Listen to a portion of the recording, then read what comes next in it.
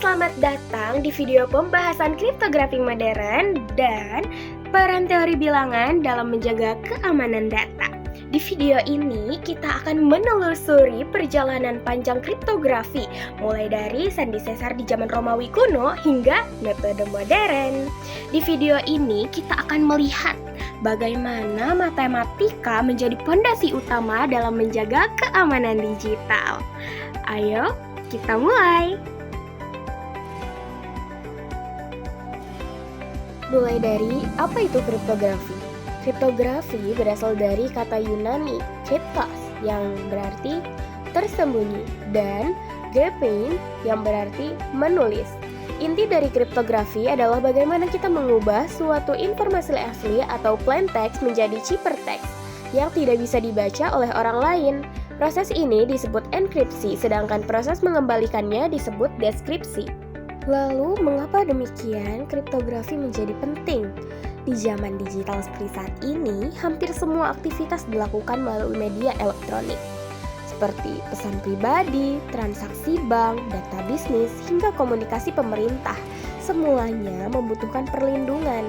Tanpa kriptografi, data ini bisa disadap, dicuri, bahkan dimanipulasi. Perkembangan kriptografi tidak terjadi secara instan, mulai dari teknik-teknik sederhana yang menggunakan pergantian huruf hingga sistem modern yang mengandalkan matematika kompleks seperti aritmatika modular, bilangan prima, dan logaritma diskrit. Kita akan mulai perjalanan kriptografi mulai dari Caesar Cipher, Vigenère, Hill, Wynne-Tempest, RSA, Knapsack, hingga yang terakhir yaitu El-Gamal. Caesar Cipher adalah metode klasik yang menggeser setiap huruf sebanyak 3 langkah. Contohnya, A menjadi D, C menjadi F, dan seterusnya. Secara sistematis, metode ini menggunakan operasi modulo 26. Meskipun sederhana, metode ini mudah dipecahkan dengan analisis frekuensi. Kita ambil contoh, kita akan mengirimi pesan yang berisi Rahma cantik. Lalu setiap hurufnya kita geser 3 huruf ke depan.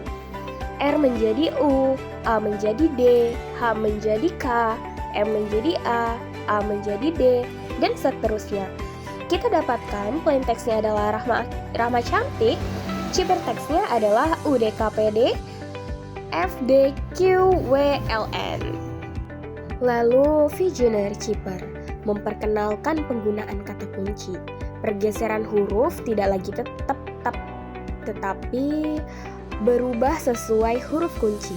Ini membuat cipher lebih sulit dipecahkan dibandingkan Caesar. Contoh plain text-nya adalah attack, lalu kuncinya adalah ready. Jadi, A itu kan 0, T itu 19.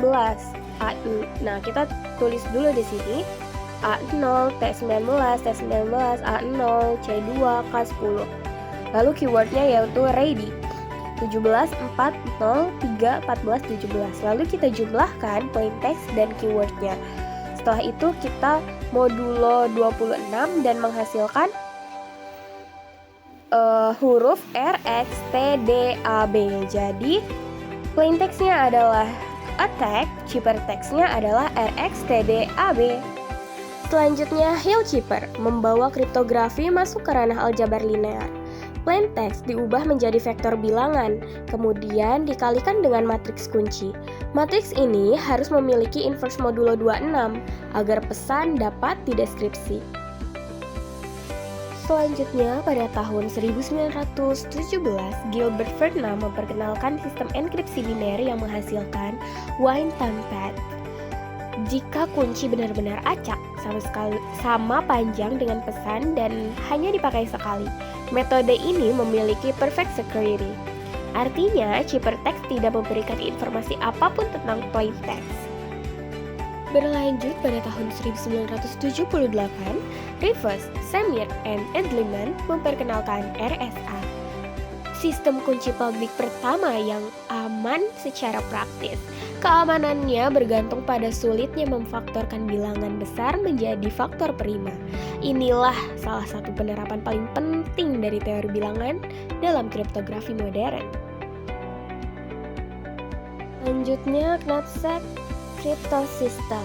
Sistem Marke-Hellman knapsack memanfaatkan perbedaan antara knapsack acak yang sulit dan knapsack super increasing yang mudah.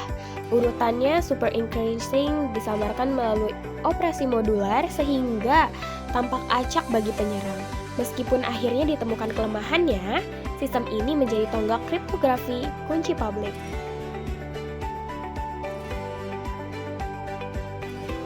Berlanjut ke El-Gamal. El-Gamal memanfaatkan akar primitif dan kesulitan logaritma diskrit. Jika kita memberikan R pangkat K modulo P, mencari nilai K sangat sulit untuk bilangan besar. Inilah yang menjadi dasar keamanan sistem El-Gamal, baik untuk enkripsi maupun tanda tangan digital. Sampai tahap ini, kita bisa melihat bahwa teori bilangan adalah fondasi utama kriptografi modern. Bilangan prima, faktor besar, modulus, hingga akar primitif, semuanya diperlukan untuk sistem keamanan yang kita pakai dalam kehidupan sehari-hari. Terima kasih sudah menonton. Semoga video ini membantu memahami bagaimana kriptografi berkembang dan bagaimana teori bilangan memiliki peran yang sangat penting di baliknya. Sampai jumpa di video selanjutnya.